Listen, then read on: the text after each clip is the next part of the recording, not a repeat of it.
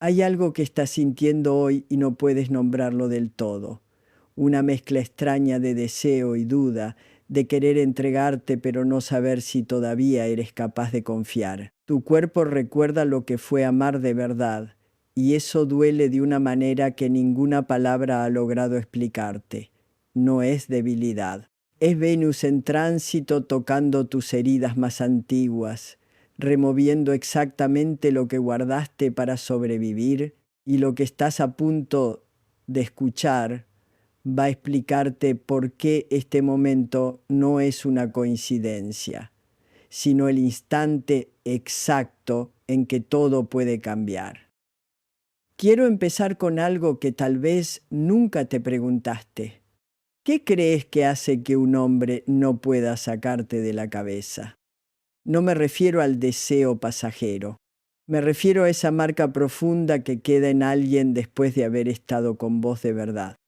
La mayoría de las mujeres con las que trabajo creen que esa marca tiene que ver con su cuerpo, con cuánto pesan, con cuántos años tienen, con si todavía se ven bien sin ropa, y yo les digo lo mismo que te voy a decir a vos hoy. Esa creencia te costó años de placer que eran completamente tuyos. Llevan más de 4 décadas creyendo que la conexión se construye desde el cuerpo hacia afuera, que si el cuerpo no es suficiente, la conexión tampoco lo va a ser. Y eso es exactamente lo que nos enseñaron. Nos enseñaron que el deseo ajeno era un espejo de nuestro valor, que si él se quedaba era porque algo en nosotras lo merecía, que si se iba era porque algo nos faltaba. Y si ese sistema de creencias entero fuera una mentira que alguien te vendió cuando eras demasiado joven para cuestionarla, hoy vamos a hablar de lo que realmente crea vínculo en un hombre, de lo que hace que un encuentro íntimo lo transforme a él, no solo a vos. Y vamos a hablar de lo que vos necesitas hacer primero, antes de pensar en él, antes de pensar en la conexión, antes de pensar en nada. Porque el trabajo empieza en vos, siempre empieza en vos. Capítulo 1. Lo que los hombres expresan cuando no tienen palabras. Llevo más de 20 años sentada frente a hombres en el consultorio. Hombres que llegan porque sus parejas los mandaron. Hombres que llegan porque algo en ellos se rompió y no saben cómo nombrarlo. Y en esas conversaciones, en ese espacio donde no hay juicio ni expectativa, confiesan cosas que nunca le dijeron a nadie. Una de las cosas que más me sorprendió al principio y que ya no me sorprende porque lo veo todo el tiempo, es esto. Los hombres son profundamente emocionales, solo que no aprendieron a expresarlo con palabras. Lo expresan con el cuerpo, con el contacto, con la presencia física, con lo que hacen con sus manos, con su respiración, con el espacio que eligen ocupar o no ocupar después de un encuentro. Y acá hay una creencia que quiero que empieces a cuestionar. La creencia de que los hombres son simples, de que lo que ves es lo que hay, de que si no hablan es porque no sienten.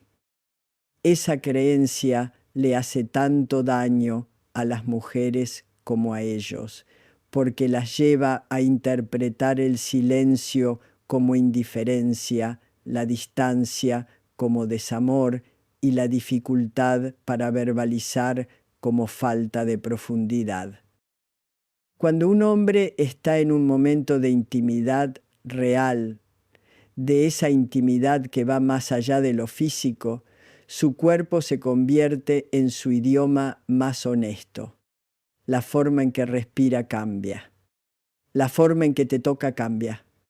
La forma en que usa el espacio que hay entre los dos cambia.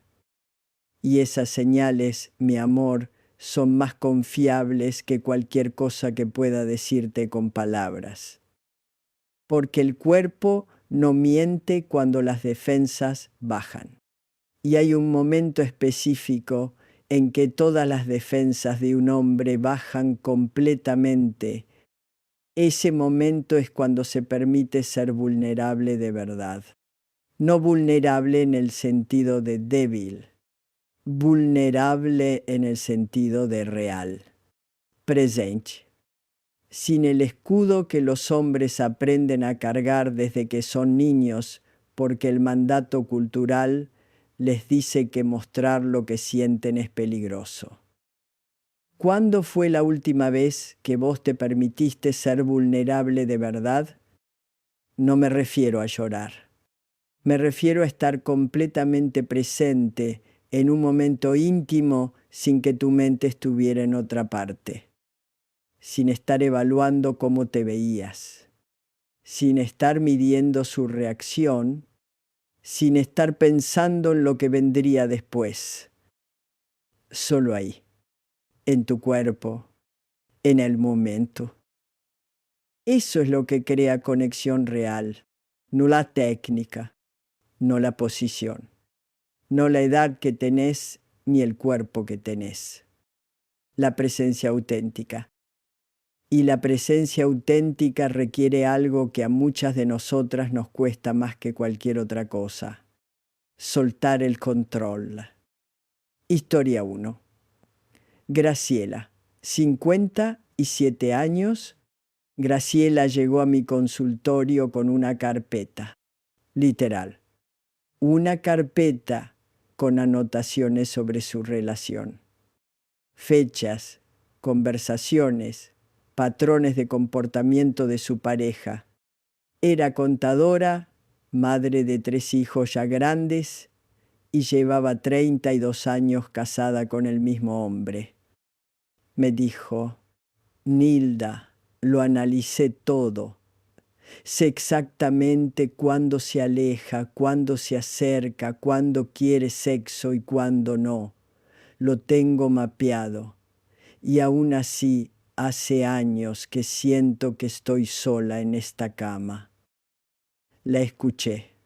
Le pregunté qué pasaba cuando estaban juntos íntimamente, y ella me miró con una mezcla de vergüenza y alivio, como si alguien por fin le hubiera dado permiso para hablar de eso. Me voy, me dijo. Me voy a otro lado. Empiezo a pensar en si le gustó lo que hice, si estoy tardando demasiado, si mi cuerpo le parece bien. Y cuando termina, siento un vacío enorme, como si hubiéramos estado en el mismo cuarto pero en planetas distintos. Lo que Graciela describía no era falta de amor, era disociación. Había aprendido, muy temprano en su vida y en esa relación, que su cuerpo era algo que se ofrecía para obtener aprobación, no algo que se habitaba para disfrutar. Su madre le había dicho desde chica que las mujeres buenas hacen feliz a su marido. Su cultura le había confirmado ese mensaje en cada revista, en cada conversación con amigas, en cada silencio de su marido que ella interpretaba como una evaluación de su desempeño. 32 años ejecutando ese mandato. 32 años mirando desde afuera su propia intimidad. Le pregunté algo que la dejó en silencio varios minutos. Graciela, ¿vos alguna vez estuviste en ese momento pensando en lo que vos sentías? No en lo que él sentía, no en cómo te veías. ¿Qué sentías vos? Se quedó callada y después me dijo que no lo sabía, que nunca lo había pensado así, que siempre había asumido que su placer era secundario, que lo importante era que él estuviera bien, que él quisiera quedarse, que él la eligiera. Ahí estaba el mandato en toda su brutalidad. Tu deseo no importa. Lo que importa es si sos suficiente para él. Lo que Graciela no sabía, lo que nadie le había dicho jamás, es que su marido llevaba años sintiéndose solo también. Cuando lo traje al consultorio semanas después, me dijo: siento que ella no está, que hace todo bien pero no está. Y no podía explicarlo de otra manera porque no tenía las palabras. Pero su cuerpo lo sabía. Él sentía la ausencia de ella aunque ella estuviera físicamente ahí. Trabajamos juntos, primero por separado y después en pareja, en una sola cosa, que Graciela volviera a habitar su propio cuerpo. No para él, para ella. Y algo curioso pasó. Cuando ella empezó a estar presente, cuando empezó a sentir y a mostrar lo que sentía, cuando soltó la carpeta de análisis y se permitió simplemente ser, él cambió. Su marido empezó a buscarla de una manera diferente, más detenida, más curiosa. Me dijo un día, con esa torpeza honesta que tienen algunos hombres cuando hablan de emociones: no sé qué le pasó, pero parece que ahora está de verdad. Ella estaba de verdad. Por primera vez en décadas estaba de verdad. La conexión que Graciela buscaba fuera, en la conducta de él, en sus señales, en su carpeta de análisis, siempre estuvo esperando que ella volviera a sí misma. El sistema entero cambió cuando ella cambió su lugar en ese sistema, porque la intimidad no es un escenario donde uno actúa y el otro evalúa. Es un campo compartido. Y si uno de los dos no está presente en ese campo, el otro lo siente. Siempre. Entonces, ¿qué hacemos con eso? ¿Cómo volvemos a un cuerpo que llevamos años ignorando, juzgando, analizando desde afuera? La primera señal que quiero que empieces a observar no es en él, es en vos. ¿Dónde estás cuando están juntos? ¿Estás en tu cuerpo o estás en tu cabeza? ¿Estás sintiendo o estás midiendo? ¿Estás presente o estás evaluando? Porque si estás en tu cabeza, él lo sabe, no con palabras, con el cuerpo, con esa sensación inexplicable de que algo falta, aunque todo esté técnicamente bien. Y esa sensación de vacío que sentís después, mi amor, no es imaginación, es información. Es tu propio sistema nervioso diciéndote que no hubo contacto real, que estuvieron en el mismo espacio pero no se encontraron de verdad. La buena noticia, y esto es lo que más me apasiona decirte, es que eso se puede cambiar. No requiere ser más joven, no requiere tener un cuerpo diferente, no requiere aprender técnicas nuevas, requiere volver a vos. Práctica 1. El mapa de tu presencia. Esta práctica está diseñada para revelar hasta dónde llegás antes de irte, porque muchas de nosotras tenemos un límite invisible, un punto a partir del cual la presencia se vuelve demasiado intensa y la mente sale a buscarse otra cosa donde estar. Cerrá los ojos un momento, pausa 3.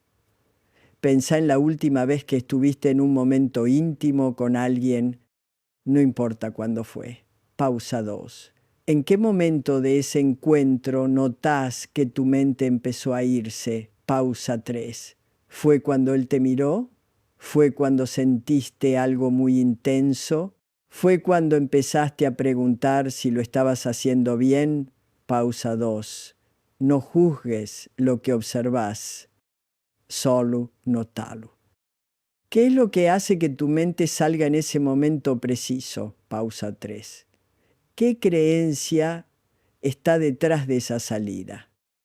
Y si pudieras quedarte un segundo más de lo que tu sistema cree que es seguro, hasta ahora vimos cómo la presencia auténtica de una mujer cambia el campo emocional compartido con su pareja. En la vida real, esto aparece cuando ella deja de medir su desempeño y empieza a habitar su propio placer. Pero hay algo de lo que todavía no hablamos.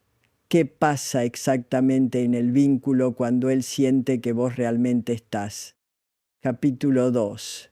El vínculo que se construye en los márgenes.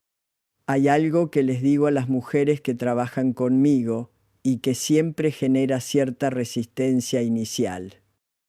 Les digo, el momento más importante de un encuentro íntimo no es el clímax. Es lo que pasa antes y lo que pasa después.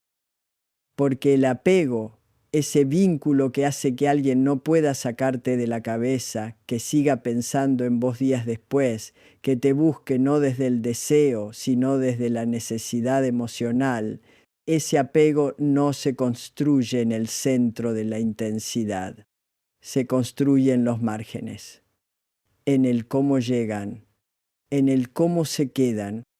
Y acá hay otra creencia que quiero que examines. La creencia de que lo que le importa a un hombre en la intimidad es la performance, el resultado, el clímax.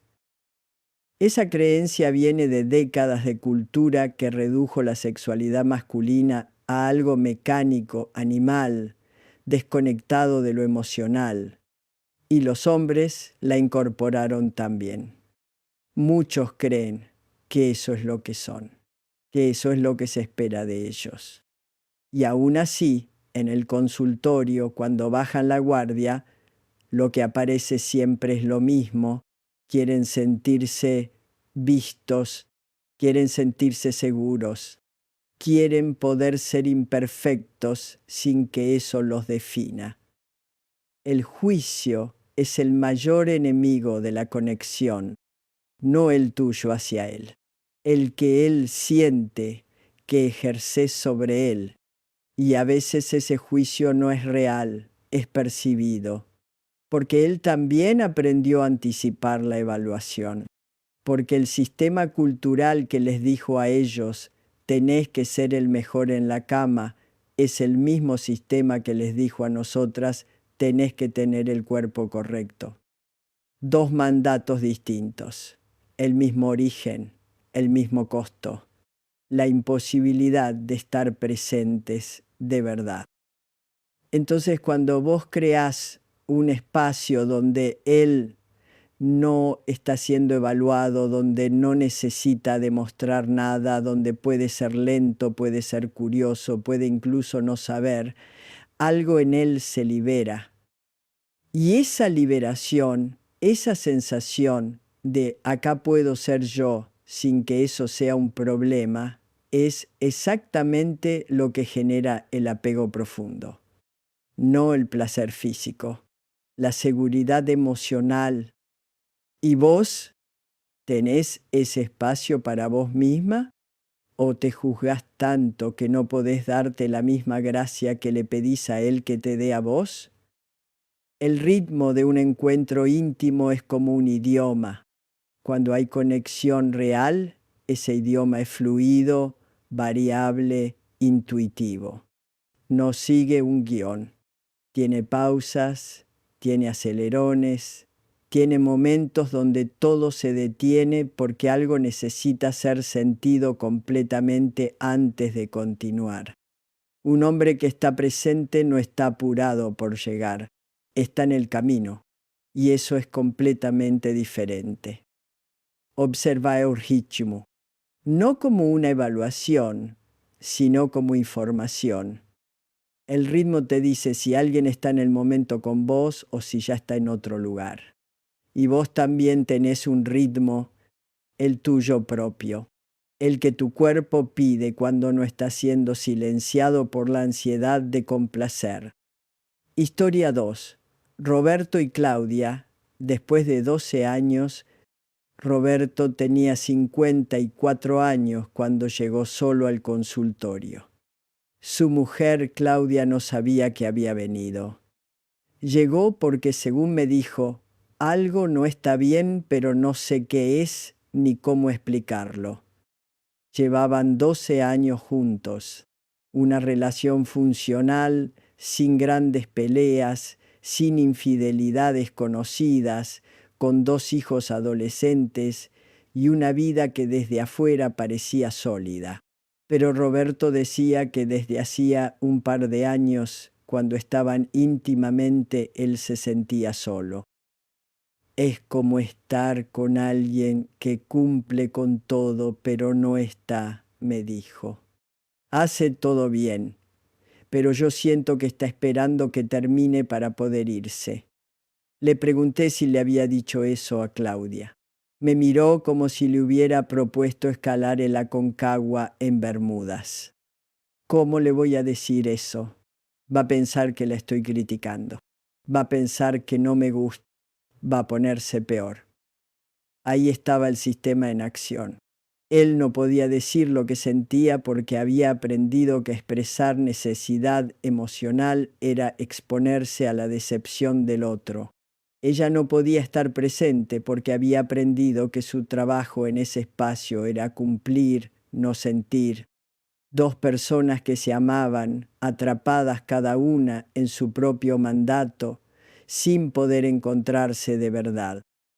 Le pregunté a Roberto cuándo había sentido esa conexión que buscaba, si alguna vez la había tenido con Claudia, y ahí algo cambió en su cara. Me habló de una noche años atrás, cuando habían discutido fuerte y después de la pelea se habían dicho cosas que nunca se decían, cosas reales. Y después, en ese estado de vulnerabilidad mutua, habían estado juntos de una manera completamente diferente. Esa noche sí estuvo, me dijo. No sé explicarlo de otra manera. Estuvo de verdad. Lo que Roberto describía era que la pelea había roto temporalmente los mandatos de ambos. Él había llorado. Ella había dicho cosas que nunca decía. Y en ese espacio, donde ninguno de los dos estaba haciendo las cosas bien, donde ambos eran imperfectos y reales, pudieron encontrarse. Trabajamos durante meses, con él primero, después con ella, después juntos.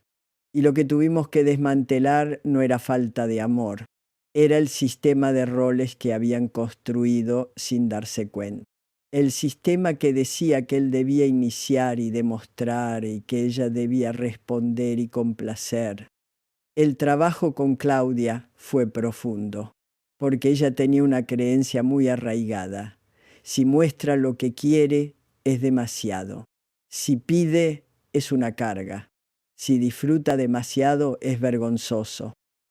Esas creencias venían de una madre que le había dicho, sin decirlo con palabras, que el deseo femenino era algo que se controlaba, no algo que se vivía. El día que Claudia llegó al consultorio y me dijo, le dije lo que me gustaba y no pasó nada malo, casi me paro a aplaudir, porque para ella ese acto simple había requerido años de trabajo interno. Y lo que Roberto sintió cuando ella empezó a estar presente, cuando empezó a pedir, a moverse, a mostrar lo que sentía, fue exactamente lo que él había estado buscando. No una performance mejor, no técnica ni novedad. Ella, su presencia real, su deseo genuino. Me dijo en una de las últimas sesiones, es raro, parece la misma persona pero completamente diferente. Ahora sí la siento. La conexión no faltaba porque algo estuviera roto. Faltaba porque ambos habían aprendido a protegerse de ella. Y cuando uno empieza a soltar esa protección, el sistema entero se mueve. Lo que me trae al siguiente punto, y este es uno que me genera mucha conversación cuando lo menciono. ¿Qué pasa cuando vos estás lista para esa conexión pero él no lo está? ¿Qué pasa cuando vos empezás a soltar y él sigue cerrado? Esta es una pregunta que me hacen mucho y la respuesta es incómoda pero necesaria. Podés ser la mujer más presente, más conectada, más entera que existe. Podés haber hecho todo el trabajo interno que hay para hacer, y si estás con alguien que no tiene disponibilidad emocional, que tiene miedo a la intimidad, que no ha trabajado, que está cerrado por razones que tienen que ver con su historia y no con la tuya, eso no va a pasar. No porque vos no seas suficiente, sino porque él no está en condiciones de recibir lo que vos tenés para dar. Y esto es durísimo de escuchar para algunas, porque implica que a veces el problema no está en lo que hacemos o dejamos de hacer. Está en que elegimos personas que no pueden encontrarse con nosotras en ese lugar. ¿Por qué elegimos eso? Esa es la pregunta que vale. ¿Por qué a veces elegimos la distancia? ¿Por qué a veces preferimos a alguien que no va a pedirte que te entregues, que no va a requerirte que estés presente, que no va a ver lo que hay adentro tuyo? Porque entregarse da miedo, y el miedo tiene una lógica impecable. Si no me muestro, no me pueden lastimar. Si no estoy presente de verdad, el rechazo no va a ser real. Si elijo a alguien distante, nunca me van a ver suficientemente de cerca como para decepcionar. Es una estrategia de supervivencia que funciona perfectamente para no sufrir y que también funciona perfectamente para no vivir. Práctica 2. La creencia detrás de la distancia. Esta práctica es para las que sienten que quieren conexión, pero algo las frena justo cuando está a punto de ocurrir. Esa fricción interna no es accidental. Tiene una historia. Toma un momento en silencio. Pausa 3. Pensá en una relación, actual o pasada, donde sentiste que ibas a conectar de verdad y algo en vos se cerró. Pausa 2. No te preguntes qué hiciste. Pregúntate qué creías que iba a pasar si te quedabas abierta. Pausa 3. ¿Qué era lo que temías que vieran? Pausa 2. ¿De dónde viene esa creencia de que ser vista completamente es peligroso? Pausa 3. ¿Quién te enseñó eso? Y hoy, si pudieras elegir de nuevo, ¿elegirías seguir protegiéndote de esa manera? Hasta ahora vimos cómo los mandatos aprendidos sobre el deseo y el placer nos separan de la conexión que buscamos. En la vida real, esto aparece cuando una mujer hace todo bien, pero ninguno de los dos se siente realmente encontrado. Pero hay algo de lo que todavía no hablamos. ¿Qué significa entregarse sin perderse a una misma en ese proceso? Capítulo 3. Entregarse sin desaparecer. Hay una confusión que escucho constantemente y que quiero desmantelar con cuidado, porque creo que le hace mucho daño a las mujeres de nuestra generación. La confusión entre entrega y renuncia. Nos enseñaron que entregarse a alguien significaba ponerse por debajo, significaba dejar de tener necesidades propias, significaba adaptar el deseo, el tiempo, la energía a lo que el otro necesitaba. Y muchas lo hicieron durante años, hasta que un día miraron el espejo y no reconocieron a la mujer que veían. Eso no es entrega, eso es obediencia. Son cosas completamente distintas. La entrega real, la que crea conexión genuina, no se parece en nada a achicarse. Se parece a expandirse, a permitirte sentir más, no menos, a estar más presente, no más disponible, en el sentido de siempre decir que sí. Un hombre que conecta de verdad con una mujer no conecta porque ella se achicó para hacerle espacio. Conecta porque ella estaba tan completa, tan presente, tan entera, que su presencia creó un campo magnético que era imposible ignorar. no porque se haya vuelto irresistible en términos de apariencia, sino porque su energía era tan real, tan auténtica, que tocó algo verdadero en él. ¿Y sabes qué tienen en común todas las mujeres que logran ese tipo de presencia? No tienen 20 años, no tienen cuerpos perfectos, no tienen técnicas especiales, tienen algo mucho más difícil de construir y mucho más difícil de destruir. Se conocen, saben qué quieren, saben cómo se sienten y no se disculpan por eso. Una mujer de 55 años que sabe lo que le gusta y lo pide sin miedo es infinitamente más poderosa en un encuentro íntimo que una mujer de 25 que está pendiente de si el otro la aprueba. No porque el poder sea el objetivo, sino porque ese conocimiento de sí misma genera una presencia que es completamente diferente a cualquier otra cosa. Y después de ese tipo de encuentros, mi amor, algo cambia en el vínculo entero. No solo en lo sexual, en la manera de mirarse, en los chistes que solo entienden los dos, en esa complicidad silenciosa que se construye cuando dos personas se permitieron ser reales juntas. Eso no se construye con performance, se construye con verdad. Hay también algo que quiero decirte sobre el después, porque el después de un encuentro íntimo dice tanto como el durante y a veces más. Lo que hace un hombre después de un momento de vulnerabilidad compartida es uno de los indicadores más honestos de cuánto vínculo real se construyó. Si se queda, si hay silencio cómodo, si hay contacto que no busca nada más, si hay palabras suaves, sin intención de impresionar, eso es apego que se está formando.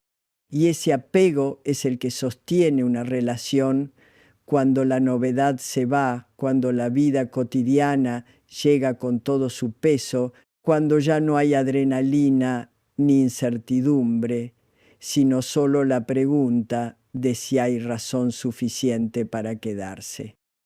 El apego que nace de la presencia genuina es más fuerte que cualquier atracción física, porque la atracción física tiene una curva que inevitablemente baja. Pero el vínculo emocional, el que se construyó en esos momentos donde ambos fueron reales, ese no baja de la misma manera. Ese se profundiza. Ese se convierte en la razón por la que alguien te busca no cuando tiene ganas, sino cuando necesita sentirse bien.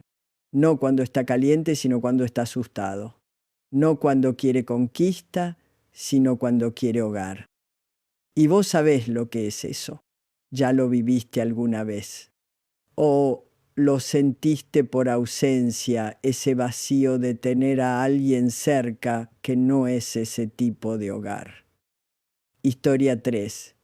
Mónica, 61 años, la que eligió la distancia.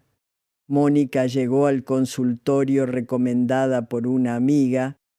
Llegó con una certeza que resultó ser su mayor obstáculo.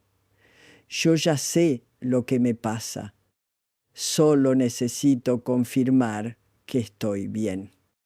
Tenía 61 años, 2 matrimonios terminados, 3 relaciones largas después del segundo divorcio, y en todas, me dijo, los hombres habían resultado ser lo mismo, emocionalmente inaccesibles.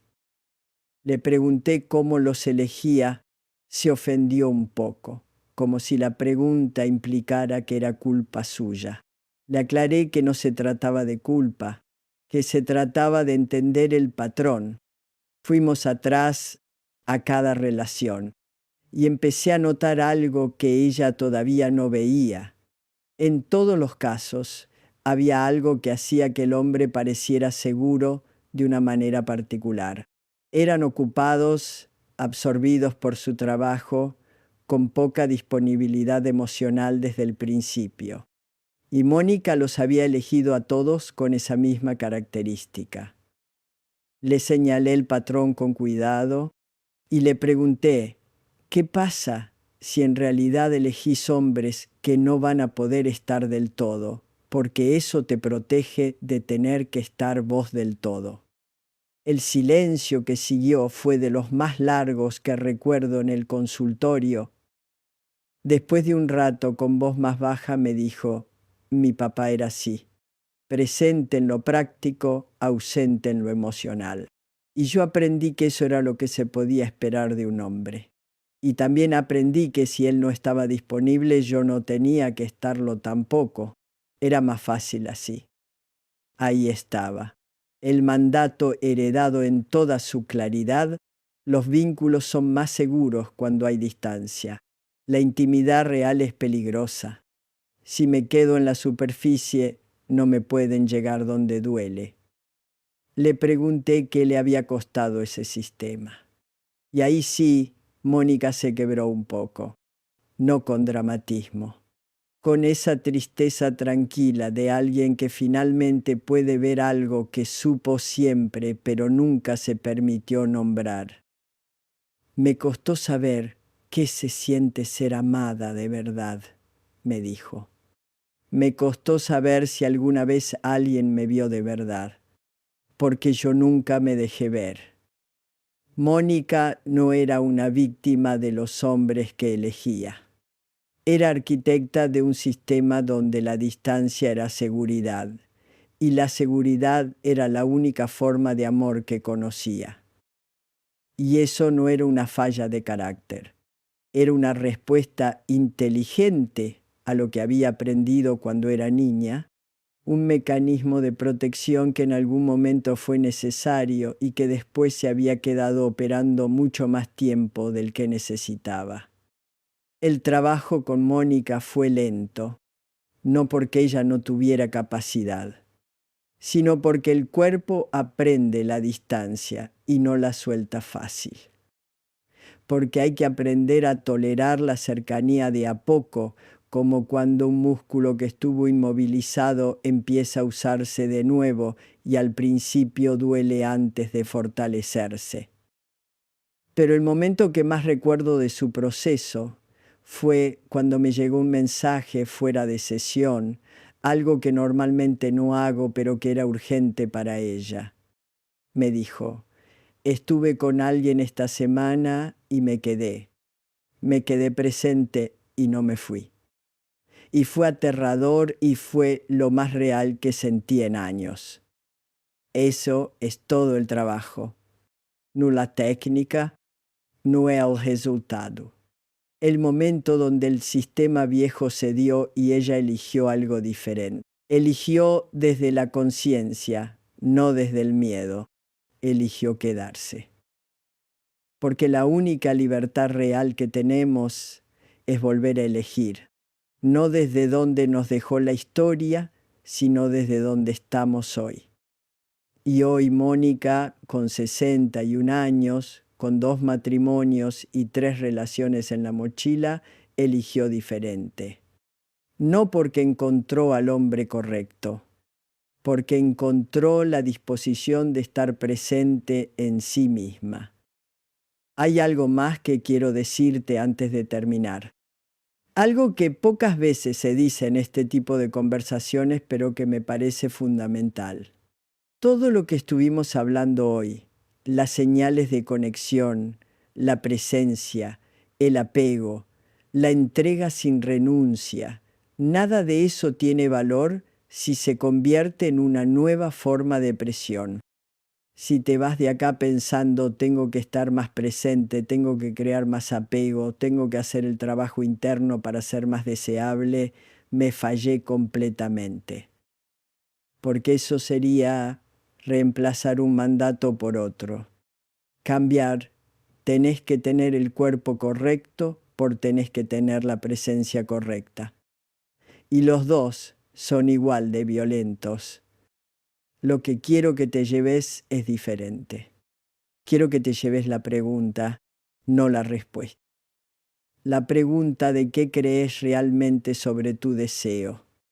Si lo considerás algo que te pertenece o algo que existe para ser aprobado, la pregunta de por qué te alejás cuando algo se acerca demasiado, la pregunta de qué pasaría si te quedaras un momento más de lo que tu sistema cree que es seguro. Esas preguntas son las semillas. Y las semillas no se controlan. Se plantan y se espera. Y a veces tardan y a veces sorprenden con lo que hacen crecer.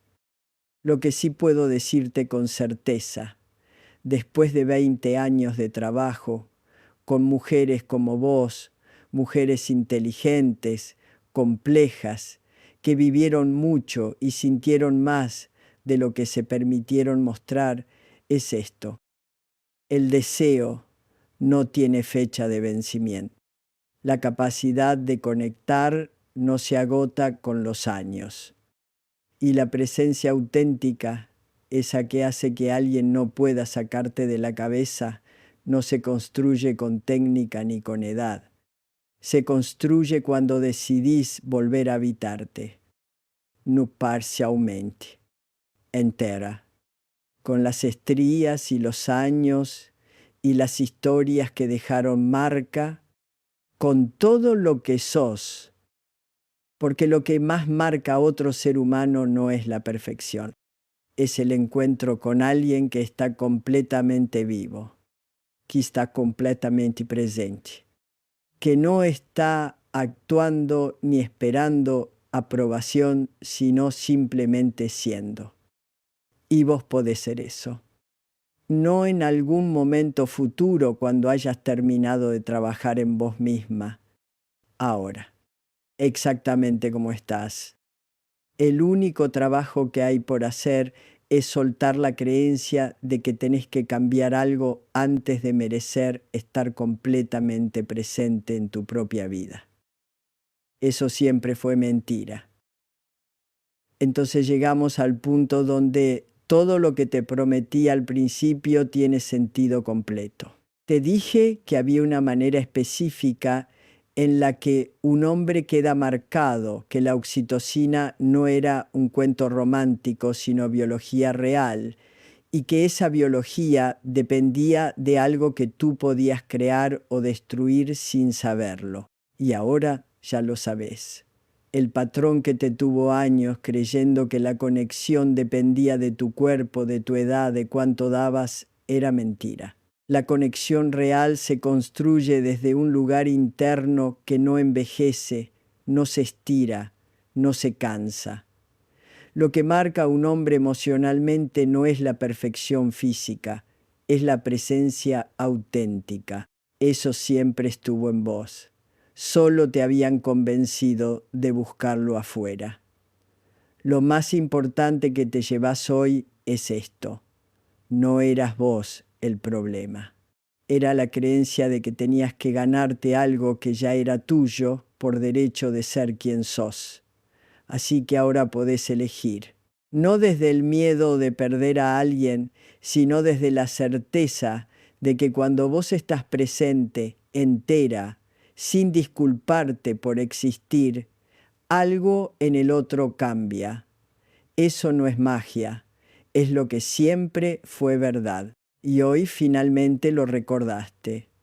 Dime una cosa y respóndete con honestidad. En tus relaciones íntimas, ¿alguna vez estuviste realmente presente o estabas pendiente de si él te veía a vos? Si querés seguir haciéndote las preguntas que nadie te hizo antes, suscríbete porque esto recién empieza. Y en el próximo video te voy a contar algo que va a cambiar la manera en que entendés lo que un hombre siente después, no durante, sino después. ¿Sabías que existe una manera específica en la que un hombre termina cuando está completamente entregado a ti? Cuando su cerebro ha liberado tal cantidad de oxitocina que literalmente su cuerpo te ha marcado como suya. Y no estoy hablando de fantasías ni de películas, estoy hablando de neurociencia pura y dura. Quédate hasta el final porque voy a revelarte exactamente qué señales buscar en ese momento íntimo que te dirán, sin lugar a dudas, que ese hombre ya no puede sacarte de su sistema. Y